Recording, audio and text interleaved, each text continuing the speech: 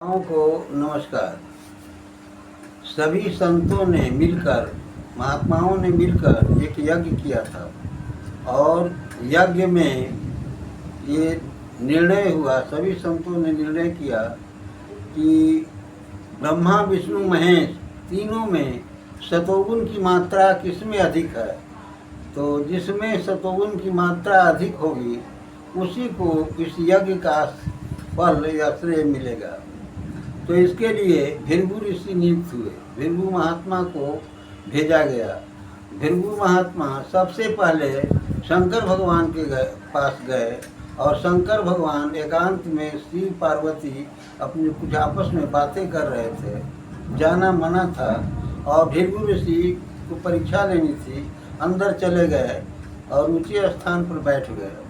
तो शंकर जी बिगड़े और शंकर जी के बिगड़ने पर भृगु ऋषि ने उन्हें श्राप दे दिया। कहा कि जाओ, भारत में कहीं भी मंदिर में तुम्हारी तस्वीर नहीं लगेगी, इसलिए शंकर के लिंग की पूजा होती है, तस्वीर नहीं लगती है। उसके बाद चले गए ब्रह्मा जी के पास और ब्रह्मा जी भी गए तो ऊंचे स्थान पर बैठ गए।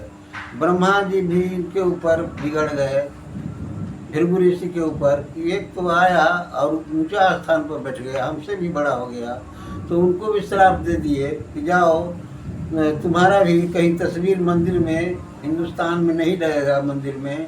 तो ब्रह्मा का भी तस्वीर नहीं लगता है, कहीं कहीं खुले में ब्रह्मा जी की लोग मूर्ति बना डालते हैं। उसके बाद चले गए विष्णु भगवान के पास।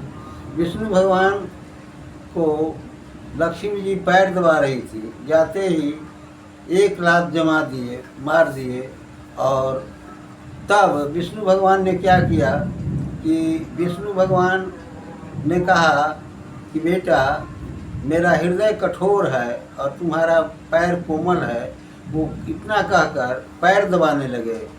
तो लक्ष्मी नारुष्ट होकर दक्षिण भारत की ओर चली गई और विष्णु भगवान खोजते हुए तिरुपति बालाजी में इमली के खोहर में तपस्या करने लगे। इतना ही कहकर मैं अपनी वाणी को विराम देता हूँ। श्रोताओं को